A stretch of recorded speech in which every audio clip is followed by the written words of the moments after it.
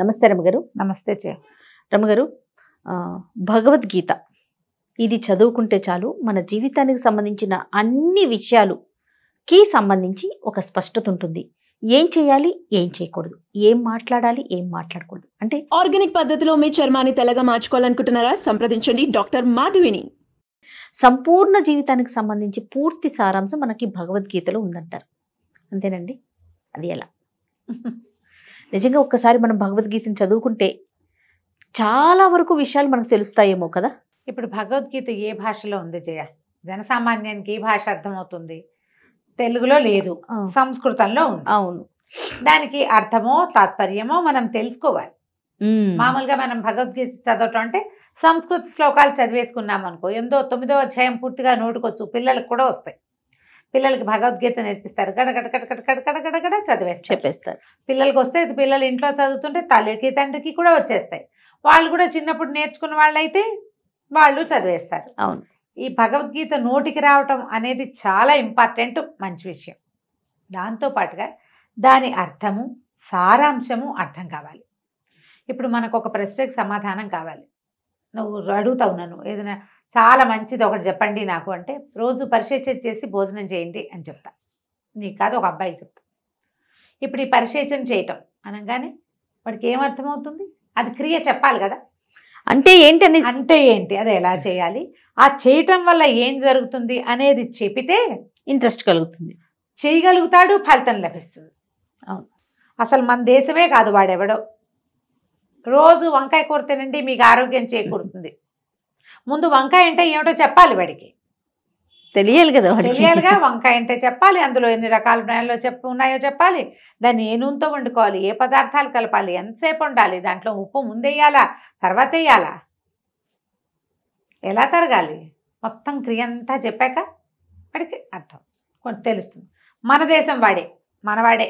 ఇప్పుడు మీ అమ్మాయి అనుకో, దానికి వంకాయలు తెలుసు, కూర రుచి తెలుసు. వంకాయకి కూర రుచికి మధ్యలో ప్రాసెస్ ఉంది చూడు, అది తనకి తెలియదు. అవును, కొంత బ్రీఫ్గా చెప్తే పై దేశం వాడికంటే మన దేశపు 10 ఏళ్ల పిల్లకి ఇది సులువుగా తెలుస్తుంది. అంతేగా. ఇంకా కొంచెం విజ్ఞత ఉన్నవాడు ఇంకోటి ఉంటాడు, వాడికి 5-6 రకాల వంకాయ కూరలు చేయడం వచ్చు. ఫలానా ఒక ప్రత్యేకమైంది నువ్వు అది చేస్తావు కదా, అలా కాదు, అందులో ఇంకా కొంచెం నువ్వులు వేయి, ఇంకో 2 మిరపకాయలు వేయి, ఒక చింతపండు, అంటే నువ్వు చేసి చూపించక్కర్లా, ఈ 3 పదాలు చెప్తే చాలు, వాడి ఐడియాతో వాడు చేసేసుకుంటాడు. తేడా చూసావా ఎట్లా ఉంది? 3 వేరు తరగతులుగా కనపడుతున్నారు ప్రజలు. మనం ఒక పిచ్చి వంకాయ కూర గురించి మాట్లాడుతున్నాం. మనం చేయవలసింది ఏంటి? భగవద్గీత పెద్ద సబ్జెక్ట్. ఈ సబ్జెక్ట్ని చిన్నతనం నుంచి వినే వాళ్ళకి కొంత అవగాహన ఉంటుంది.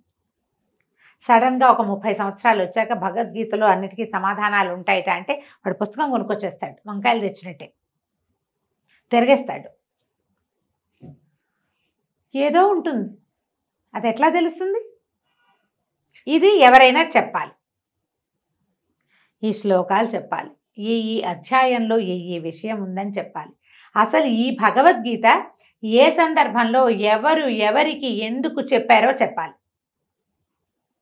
ఈ భగవద్గీత చెప్పిన వాడు ఎవడైతే ఉన్నాడో ఆయన ఎటువంటి వాడు, ఆయన జన్మ ఎలాంటిది, ఎక్కడి నుంచి ఇక్కడికి వచ్చాడు, ఇంత కథను ఆయన ఎట్లా నడిపాడు, అదంతా చెప్పంగానే ఇందులో సగం మనకు అర్థమైపోతుంది. అవును, ఏం చెప్పదలుచుకున్నాడు భగవంతుడు? మొత్తం కథల భగవద్గీత అంతటికి ఆధారం కర్మణ్యేవాధికారస్తే మా ఫలేషు కదాచన. కేవలం కర్మల మీదే నీకు అధికారం ఉంది కానీ ఫలితం మీద నీకు అధికారం లేదు. నీ పని నువ్వు చేసుకుని పో, అంతే. నువ్వెందుకు పుట్టావో ఆ పని చెయ్యాలి, అదే నువ్వు సరిగ్గా చేయగలుగుతావు. ఫలితం సరిగ్గా వస్తుందా రాదా దాని మీద నీకు అధికారం ఏమీ లేదు, అది ఎట వస్తే అట వస్తుంది. నీకేది పొందగలుగుతావో అది పొందజేస్తుంది, అంతేగాని నువ్వు ఏ ఉద్దేశంతో చేసావో అదే రాదు. ఈ క్లారిటీని మనకి ఎప్పుడు వస్తుంది? మనకి ఇంత భగవంతుడు ఇంత మటుకు తీసుకొచ్చాడు. ఈ కథని ఇక్కడ దాకా తీసుకొచ్చి యుద్ధం మొదలుపెట్టాక అతను బేలగా అయిపోతే అర్జునుడు, ఇంత యుద్ధం నేను చేయలేను, వీళ్ళందరినీ నేను చంపలేను, ఈ రాజ్యం కోసం ఇంత పని చెయ్యాలా అంటే ధర్మం కోసం చేస్తున్నావు నువ్వు, ఇది నీ కోసం చేసేది కాదు, నువ్వు చెయ్యాలి ఇది అని చెప్పి యుద్ధంలోకి ప్రవేశపెట్టాడు. యుద్ధం తర్వాత ఏం జరిగింది అదొక విపరీత గాథ, అది వేరే సంగతి. యుద్ధానికి ముందు జరిగిన విషయం తెలిస్తేనే మనం ఇది భగవద్గీత మనకి అర్థమవుతుంది. అక్కడి నుంచి ఏ అధ్యాయాల్లో ఏమేమి ఉన్నాయి ఇది కూడా మనకు తెలియాలి. మామూలుగా చూడు, ఈ మన గురుచరిత్ర పారాయణ చేసే అలవాటు ఉన్నవాళ్ళు, సచ్చరిత్ర పారాయణ అలవాటు ఉన్నవాళ్ళు ఏదైనా టెన్షన్గా ఉంటే, ఒక ప్రశ్నకి సమాధానం రాకపోతే ఏదో ఒక పేజీ తీసి చదివి అందులో ఏదో చెప్పబడిన వాటితోటి మనం కనెక్షన్ పెట్టుకుని తృప్తి పొందుతాం. ఈ పద్ధతి ఉంది, చేస్తాం కదా. అవునండి. నువ్వు భగవద్గీత ఇప్పుడే చదవటం నేర్చుకుని, నిన్ననే కొనుక్కు తెచ్చుకుని నువ్వు పేజీ తీస్తే నీకు ఆన్సర్ అర్థం కాదు. ఉంటుంది సమాధానం, నీకు అర్థం కావద్దు, దాన్ని ఇంటర్ప్రిట్ చేసుకోవాలి కదా నువ్వు. నీకు ఇంటర్ప్రిటేషన్ ఎప్పుడు కుదురుతుంది? ఓ పిల్లాడు ఏడుస్తూ ఉంటే వాడు ఎందుకు ఏడుస్తున్నాడో తల్లికి అర్థమవుతుంది, నీకు నాకు అర్థం కాదు, కొత్త వాళ్ళకి అర్థం కాదు. ఏ పిల్లవాడి దుఃఖం ఆ పిల్లవాడి తల్లికి, వాడికి ఆకలే, నిద్ర, కడుపులో నొప్పే, విసుగా, ఏదైనా వాంటింగా, బెంగ పెట్టుకున్నాడా, తల్లికి తెలిసిపోతుంది. నిద్ర టైము, ఆకలి టైము.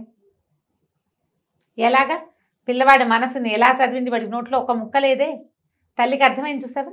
అలాగే ఈ భగవద్గీతలో ఏముందో చదువరికి అర్థమవుతుంది. అది అర్థం కావాలంటే దాని ఆత్మలోకి మనం ప్రవేశించాలి. భగవద్గీత మాతలో ఆత్మలోకి ప్రవేశించాలి అంటే చదవాలి, ఎక్కడైనా వినాలి, చెప్పించుకోవాలి ఎవరితోటైనా. అప్పుడు అందులోకి మనం ప్రవేశిస్తాం. మన జీవితానికి సంబంధించిన అన్ని ప్రశ్నలకి భగవద్గీత సమాధానం ఇస్తుంది. గీతాదేవిని పారాయణ చేయటం కష్టం, నేర్చుకోవాలి. మీరు ఎప్పుడైనా వ్యక్తిగతంగా ఏదైనా ఒక అనుభూతిని పొందారా రమ్మగారు? గీత చదవటం ద్వారా మీకు ఈ సమస్యకి పరిష్కారం అయింది, లేదా ఈ సూచన లభించింది అనేది అట్లా ఏదన్నా అనిపించిందా? నేను చాలా పెద్ద కథ చెప్పాలి జయ. నాకు చిన్నప్పటి నుంచి పెద్దగా భగవద్గీత మీద ఆసక్తి లేదు. ఎందుకు లేదో నాకు కూడా తెలియదు. ఇంట్లో ఎవరు అక్క వాళ్ళు చదివేవాళ్ళు? మా ఇంట్లో భగవద్గీత చదివే వాళ్ళు కూడా తక్కువే. మేమందరం విష్ణుదాసనామాన్ని చదువుకునేవాళ్ళం. ఓకే. భారతంలో ఏదో ఎందులో ఉంది ఇందులో ఉంది అని ఏమీ లేదు, అలా చదువుతూ ఉండేవాళ్ళం. నేను ఏదో లలితా శాస్త్రాలు అవి ఇవి ఇవి ఇవి ఏవో నేర్చుకున్నాను.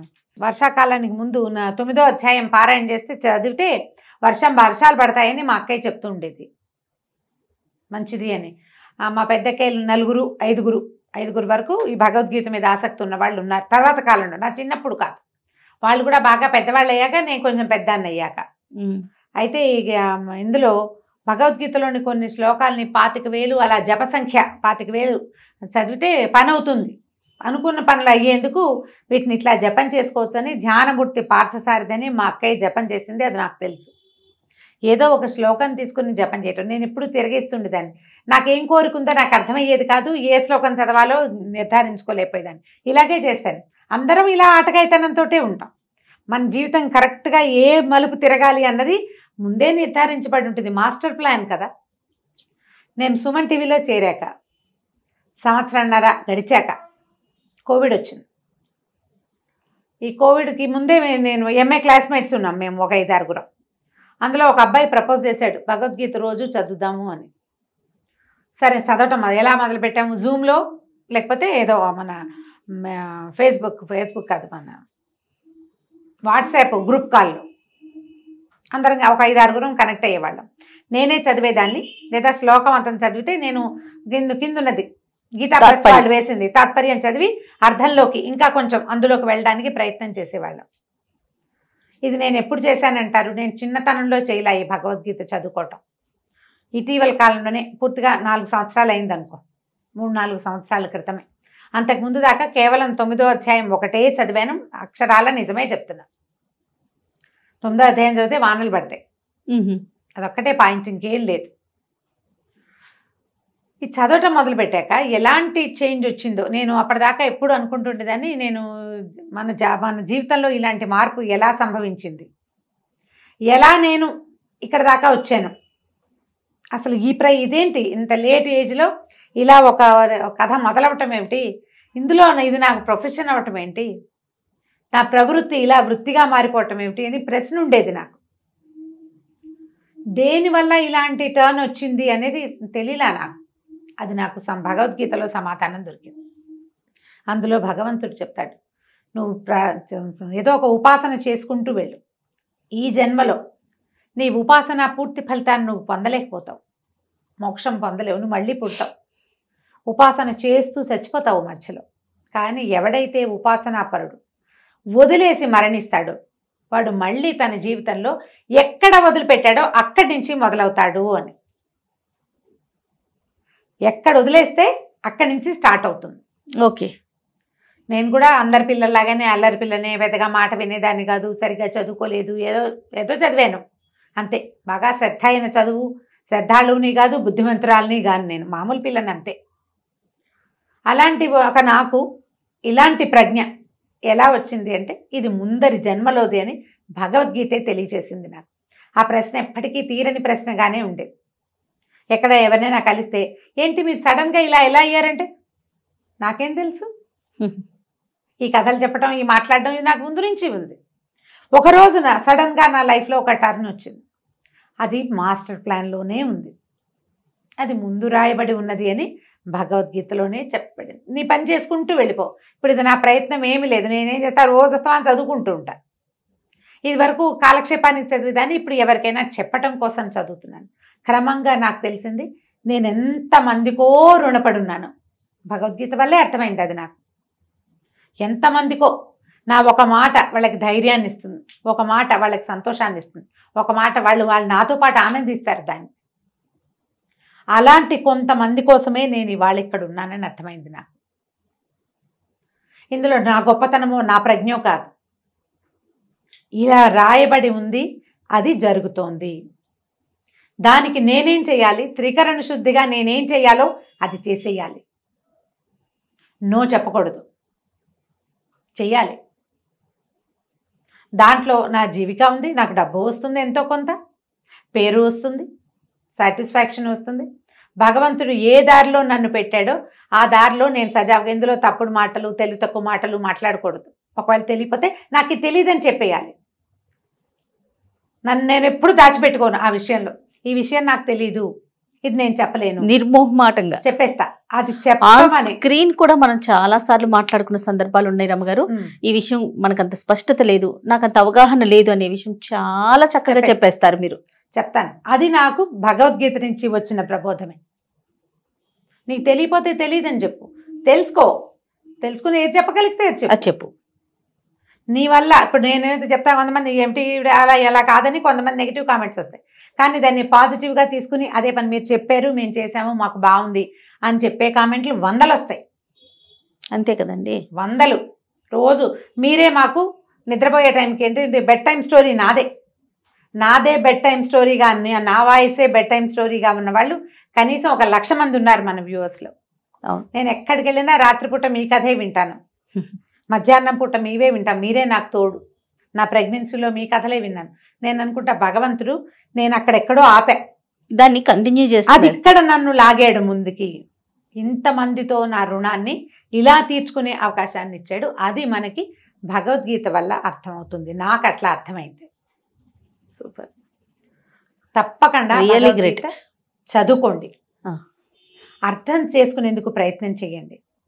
దాన్ని గీతాసారము మనకి గీతా ప్రెస్ వాళ్ళు విద్యాప్రకాశానందగిరి వారు రాసింది చాలా ఇష్టం నాకు. గబుక్కుని పేరు స్ట్రైక్ అవుట్, ఆ పుస్తకం పేరు చెప్పలేకపోతున్నా. విద్యాప్రకాశానందగిరి గీతా ప్రెస్ వాళ్ళదే. మీరు అది గనక నిదానంగా చదివితే టాపిక్ అర్థమవుతుంది. 3-4 ఫ్రెండ్స్ కలిసి ఒక సర్కిల్గా ఏర్పడండి. ఒకళ్ళు చదువుతారు, ఇంకోళ్ళు వినండి, మిగిలిన వాళ్ళు వినండి. టర్న్స్ తీసుకోండి. ఒకసారి వాళ్ళు చదువుతారు, ఒకసారి మేము చదువుతాం. మీకు మెల్లిగా ఇన్హిబిషన్స్ లేకుండా చదవటం అలవాటు అవుతుంది. తప్పులు ఉంటే కరెక్ట్ చేయబడతాయి. అవి మీ జీవితంలో తప్పుల్ని అది కరెక్ట్ చేస్తుంది. ఏవేవో పొరపాట్లు జరిగిపోతే మనుషులం కదా, వాటిని కరెక్షన్ అవుతూ ఉంటుంది ఎక్కడో చోట. లాంగ్ రన్లో కరెక్ట్ అవుతుంది. తప్పకుండా గీతాని చదువుకోండి. గీతాదేవి మన పక్కన, మన వెనకాల అమ్మలాగా నుంచుంటుంది. మన చెయ్యి పట్టుకుని నడిపిస్తుంది. మనకేంటంటే అలవాటు అవ్వాలి మనకు అది. ఆ చేయి పుచ్చుకుని నడవటం అనేది కనుక నేర్చుకుంటే ఇంకా అది చదవాలా, ఇది చదవాలా, అది నేర్చుకోవాలా ఏమొద్దు, ఒట్టి భగవద్గీతనే పట్టుకోండి. ఆమె మనని చక్కగా తీసుకెళ్ళిపోతుంది అన్ని చోట్లకి. మనం ఏది చేయాలో అది చేయిస్తుంది, ఏది చేయకూడదో అది మాన్పించేస్తుంది. వినడం నేర్చుకోవాలి మనం, అంతే అంతే. రైట్. నమస్తే గారు. నమస్తే.